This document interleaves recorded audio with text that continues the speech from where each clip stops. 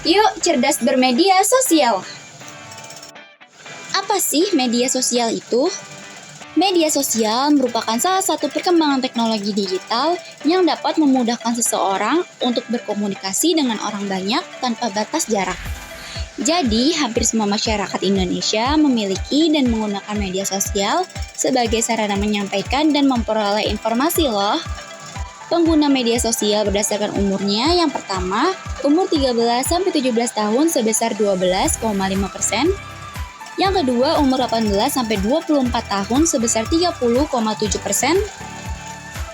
Yang ketiga, umur 25-34 tahun sebesar 34,1%. Yang keempat, umur 35-44 tahun yang sebesar 13,1%.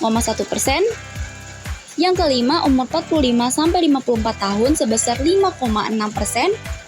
Yang keenam, umur 55-64 tahun sebesar 1,7%. Dan yang terakhir, rentan umur 65 ke atas sebesar 2,4%. Nah, lanjut ke presentasi penyalahgunaan media sosial. Sepanjang Januari hingga September 2020, setidaknya ada 937 kasus yang dilaporkan.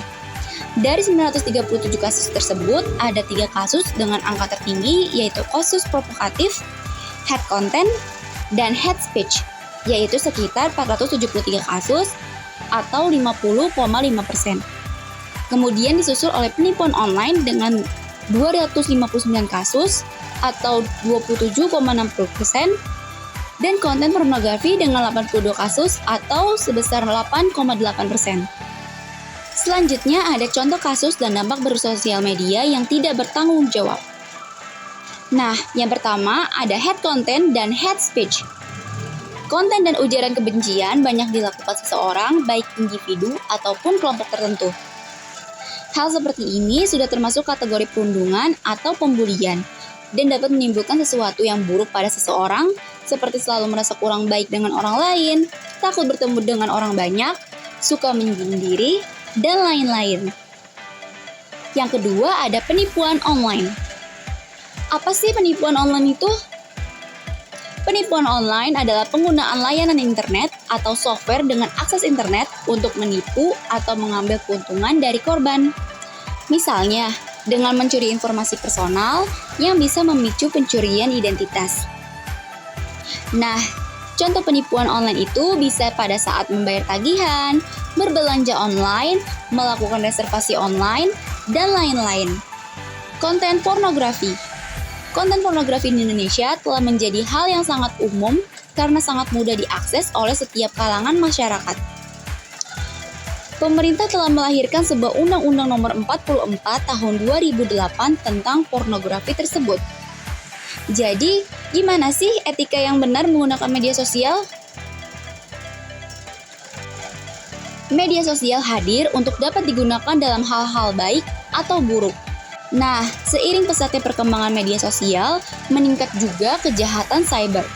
Maka dari itu, adanya kontrol dari orang tua sangat dibutuhkan untuk perkembangan anak dan remaja.